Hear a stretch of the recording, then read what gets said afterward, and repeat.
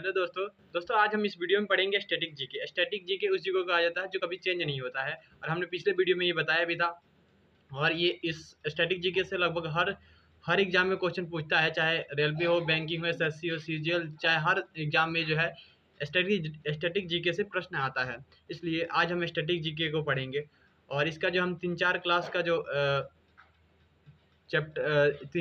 का जो सीरीज होगा, और इसमें हम जो है लाइन बाई लाइन करके बताएंगे। ठीक है, तो बढ़ते हैं पहले अपने प्रश्न की तरफ। पहला प्रश्न क्या है?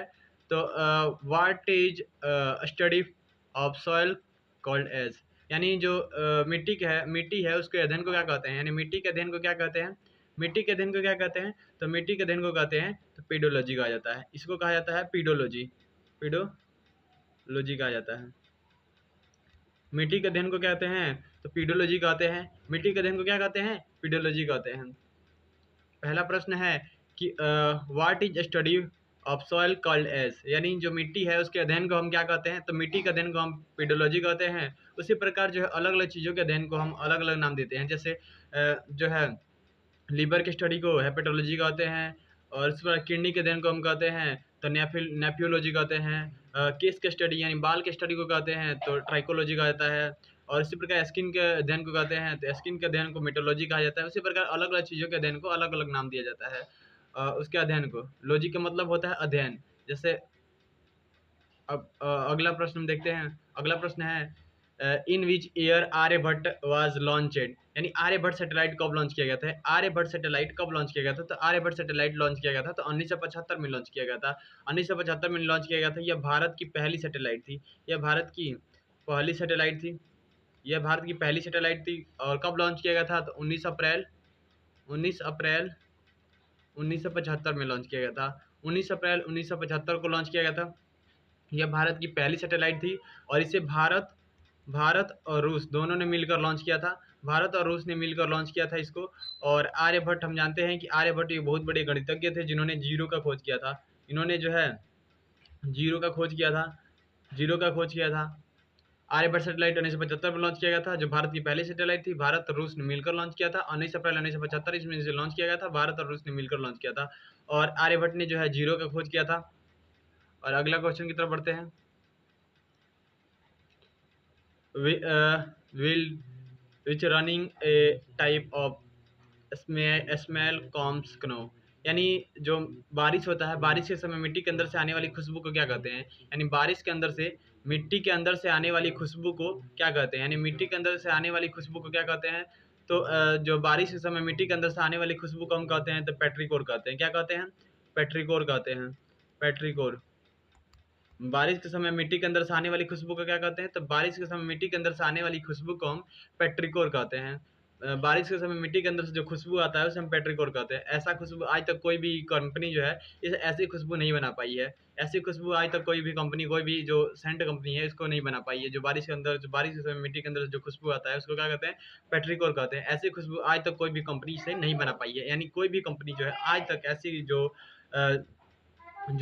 रिसेंट है वो नहीं बना पाई है, परफ्यूम जो है नहीं बना पाई है। और भारत में सबसे अधिक जो परफ्यूम कहाँ होता है? तो कन्नौज में होता है। कन्नौज, उत्तर प्रदेश का कन्नौज में होता है। ऐसी एक बनती है पेट्रिकोर की जैसी परफ्यूम बनती है कन्नौज में।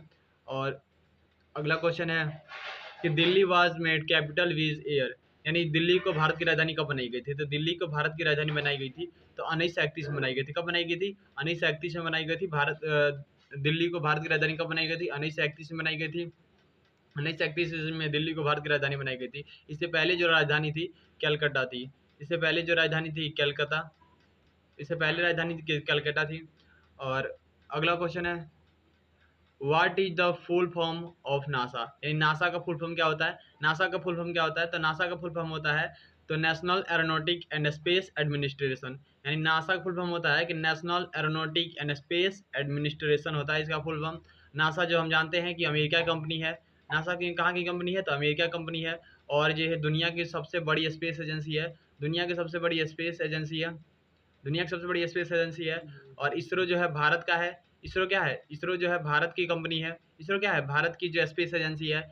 इंडियन रिसर्च स्पेस ऑर्गेनाइजेशन होता है। इसका स्थापना जो 1969 ईस्वी में विक्रम अम्बालाल साराभाई ने किया था। अम्बालाल साराभाई ने इसकी स्थापना किए थे। और वर्तमान में जिसके अध्यक्ष है एस स्वामीनाथन है। और इसके 2 स्पेस सेंटर हमने बताया था पिछली वीडियो में। और बढ़ते हैं अगले क्वेश्चन की तरफ। Which gas is filled in balloon, यानी बलून में कौन सा गैस भरा जाता है, तो बलून में भरा जाता है तो हीलियम भरा जाता है। कौन सा गैस भरा जाता है, हीलियम भरा जाता है। हीलियम क्यों भरा जाता है, क्योंकि हीलियम जो होता है हल्का होता है। हीलियम क्या होता है, हीलियम जो होता है हल्का होता है, हीलियम इसलिए भरा जाता है। लेकिन हीलियम से ज़्यादा हल्का होता है तो हाइड्रोजन होता है। हाइड्रोजन जो होता है हीलियम से हल्का होता है। हाइड्रोजन क्या होता है, हीलियम से हल्का होता है। लेकिन हाइड्रोजन इसलिए नहीं भरा जाता है क्योंकि हाइड्रोजन में आग पकड़ लेता है, इसलिए जो है इसमें हाइड्रोजन नहीं भरा जाता है। क्योंकि हाइड्रोजन में क्या होता है, आग पकड़ लेता है, इसलिए इसमें क्या बनाया जाता है, भरा जाता है, हीलियम भरा जाता है। जो यानी बलून में कौन सा गैस भरा जाता है, तो हीलियम भरा जाता है, क्योंकि यह हल्का होता है। अगला क्वेश्चन है एटॉमिक नंबर ऑफ ऑक्सीजन, यानी ऑक्सीजन का परमाणु संख्या कितना होता है, तो ऑक्सीजन का परमाणु जो संख्या होता है 8 होता है।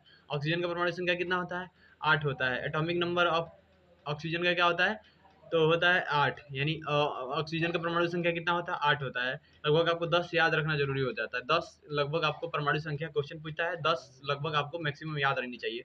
जैसे हाइड्रोजन का होता है, हाइड्रोजन हाइड्रोजन हाइड्रोजन का 1 होता है, हाइड्रोजन का 1 होता है। हीलियम का 2 होता है, हीलियम का 2 होता है। लिथियम का 3 होता है, लिथियम लिथियम का 3 होता है। बरेलियम का 4 होता है, बरेलियम का 4 होता है। बोरॉन का 5 होता है। और कार्बन का 6 होता है। नाइट्रोजन का 7 होता है। ऑक्सीजन का 8 होता है। जो है फ्लोरीन का 9, फ्लोरीन का 9 होता है। और नियॉन का 10 होता है। कुल मिलाकर 10 होते हैं। यानी मतलब 10 आपको याद रखना जरूरी हो जाता है। जैसे atomic number of oxygen, oxygen का परमाणु संख्या कितना होता है, 8 होता है। हाइड्रोजन का 1, हीलियम का 2, लिथियम का 3, बेरिलियम का 4, बोरॉन का 5, कार्बन का 6, नाइट्रोजन का 7 और ऑक्सीजन का 8, फ्लोरीन का 9 और नियॉन का 10 हो जाता है। और अगला क्वेश्चन है तो first animal go to info S space orbit, यानी सबसे पहले कौन सा जानवर था जिसे स्पेस में भेजा गया था, यानी अंतरिक्ष में भेजा गया था। तो अंतरिक्ष में भेजा जाने वाला पहला जानवर था तो वो लाइका था। वो डॉग था, यानी कुत्ता था। क्या था, कुत्ता था। कुत्ता था। किसने भेजा था इसको, रूस ने भेजा था।